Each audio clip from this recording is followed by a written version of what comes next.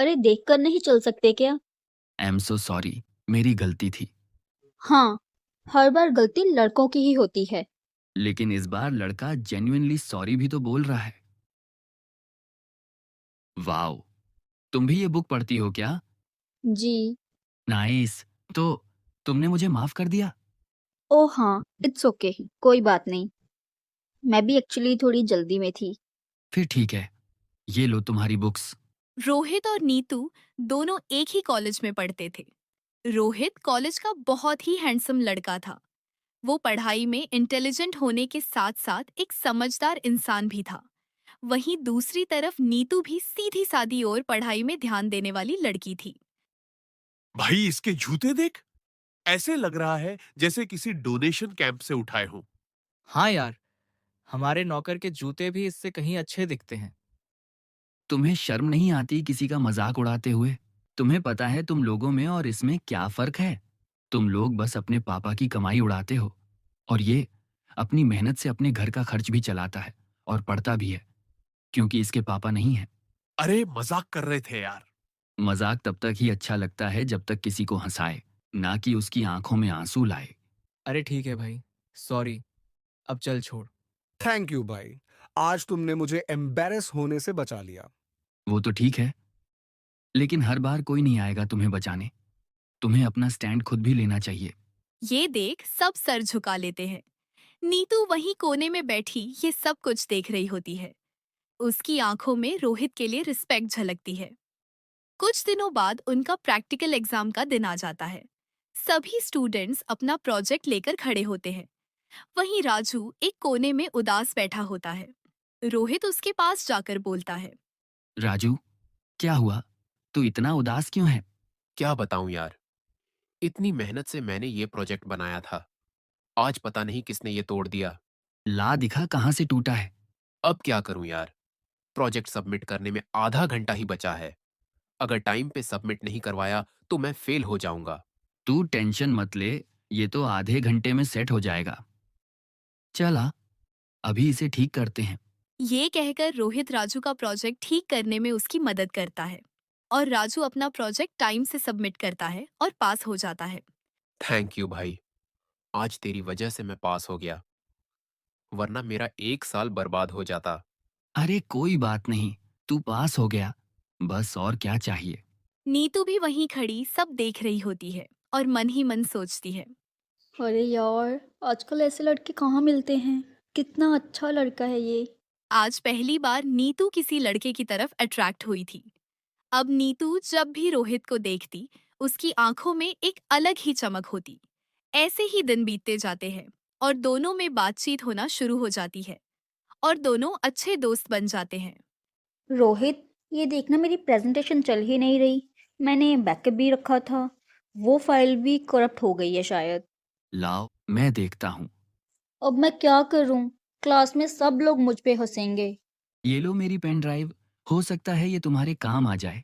रोहित से pen drive लेकर नीतू चली जाती है।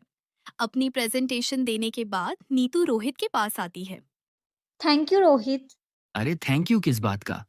दोस्त ही तो दोस्त के काम आते हैं। अब दोनों कॉलेज में एक साथ टाइम स्पेंड करते, इकट्ठे लाइब्रेरी में बुक्स पढ़ते और एक दूसरे की स्टडी में हेल्प करते। जिस तरह से वो एक दूसरे को इम्पोर्टेंस देते थे, कुछ तो था जो दोस्ती से बढ़कर था उनके बीच। ऐसे ही दिन बीतते जाते हैं और कॉलेज फेस्ट का दिन आ जाता है। फेस्ट में सब खूब एंजॉय करते हैं। फेस्ट खत्म होने के बाद नीतू कॉलेज से बाहर आ रही होती है कि तभी अचानक उसका पैर मुड़ जाता है और वो गिर जाती है। सभी लोग उसको देख हंसने लग जाते हैं, लेकिन रोहित भागकर उसके पास जाता है और उसे उठाता है। तुम ठीक तो हो ना? हाँ, मैं ठीक हूँ। उठा तो तुमसे जा नहीं रहा, लगता है पैर में मोच आई है। अरे कुछ नहीं है, आई हैंडल। ज्यादा जिद मत करो, मेरी बात मानो, इधर बैठो और चलो तो बिल्कुल मत। अरे वाह, इतने केयर। इतनी केयर कोई दोस्त तो नहीं करता। हाँ, लेकिन एक बॉयफ्रेंड तो कर सकता है ना? क्या मतलब? यही कि मैं सिर्फ तुम्हारा दोस्त ही नहीं बना रहना चाहता, I want to be your boyfriend. तुम मजाक कर रहे हो ना? नहीं बाबा, मुझे तो तुमसे पहली मुलाकात में ही प्यार हो गया था, जब तुम मुझसे टकराई थी। नोटिस तो तुम्हें मैं भी करती थी। वो तुम्हारा सबकी हेल्प करना, गलत के खिलाफ खड़े होना, ये सब चीज़ें मुझे तुम्हारी तरफ और अट्रैक्ट करती गई। लेकिन कन्फेस करने की मेरी कभी हिम्मत ही नहीं हुई। तो चलो, आज मैं कन्फेस करता हूँ। Miss Neetu, will you be my life partner? Rohit के मुंह से ये सब सुन तो नीतू की खुशी का ठिकाना ही नहीं रहता। दोनों एक दूसरे से अपना प्यार कन्फेस करते हैं, फिर अपने अपने घर चले जाते हैं। फिर दोनों कॉल पर घंटों बात करते हैं। रोहित, तुम्हें पता है तुम बाकी लड़कों जैसे बिल्कुल नहीं हो। तुम्हें रिश्तों की और लोगों की कदर है। तुम पैसों के पीछे बिल्कुल नहीं भागते। मुझे लाइफ में सुकून चाहिए। पैसे तो इंसान कमा ही लेता है। तो फिर मिल गया सुकून। हाँ, अभी उसी से बात कर रहा हूँ। अरे यार, अभी कुछ ही महीनों में कॉलेज खत्म हो जाएगा। फिर हम कैसे मिल सकेंगे? तुम टेंशन मत लो। कॉलेज खत्म होते ही मैं घर वालों से हमारी शादी की बात करूंगा। अब बस मुझे उस दिन का इंतजार रहेगा। जैसे ही कॉलेज खत्म होता है, रोहित एक अच्छी कंपनी में जॉब करने लग जाता है। फिर वो अपने घर शादी की बात करता है। रोहित के घर वालों को नीतू पसंद आ जाती है। फिर दोनों की शादी पक्की हो जाती है। दिन बीतते जाते हैं और शादी का दिन भी नजदीक आ जाता है। दोनों घरों में शादी की तैयारियां चल रही होती हैं। ये ले नीतू बेटा, ये दुपट्टा मेरी शादी का है। मैंने इसे अच्छे से कढ़ाई निकाल कर नए जैसा तैयार कर दिया है। वाह मम्मी, ये तो बहुत प्यारा है। I am so lucky. Lucky तो तब होगी ना बेटा, जब शादी अच्छे से हो जाएगी। बस दहेज का कोई चक्कर ना पड़े। लेकिन माँ, रोहित ऐसा नहीं है। उसे दहेज से सख्त नफरत है। सुशीला, लगता है 2 लाख का इंतजाम करना पड़ेगा।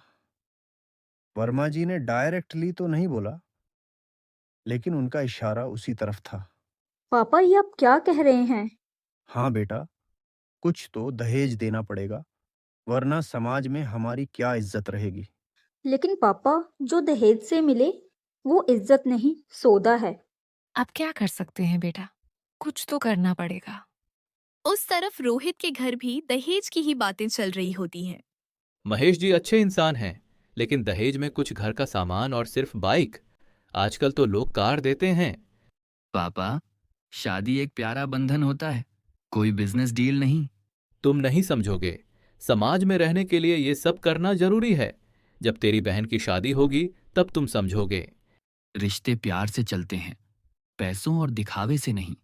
मुझे बस एक सच्चा जीवन साथी चाहिए, पैसा नहीं। रोहित ठीक कह रहा है। टाइम बदल चुका है और बच्चों की सोच भी आगे निकल चुकी है। हमें अब इन चक्करों में नहीं पड़ना चाहिए। तो ठीक है, करो अपनी मर्जी।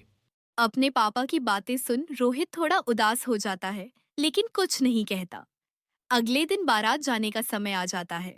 इधर नीतू और उसके घर वाले बारात का बेसब्री से इंतजार कर रहे होते हैं। सुशीला, बारात अभी तक क्यों नहीं आई? कहीं वो नाराज तो नहीं? आपने उनसे बात नहीं की कि हमने पैसों का इंतजाम कर दिया है? अरे नहीं, तैयारी में मैं तो भूल ही गया। अब क्या होगा? माँ, आप घबराओ मत। मुझे रोहित पर पूरा भरोसा है। वो जरूर आएगा। सभी टेंशन में होते हैं और बातें कर ही रहे होते हैं कि तभी बारात आ जाती है। ढोल नगाड़ों की आवाज चारों तरफ गूंज उठती है। सभी बारात का वेलकम करते हैं।